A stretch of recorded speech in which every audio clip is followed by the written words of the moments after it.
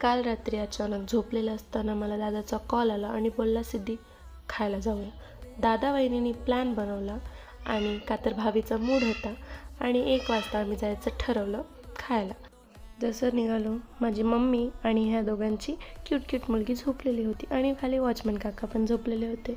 कुठे जायचं नॉनस्टॉप जायचं, रात्री काय चालू असेल हा विचार करता करता आम्ही फायनली पोचलो विमाननगर गट्टी अड्डा. खूप छान वाटत होतं बघून. क्यूट सॅन्टा होता.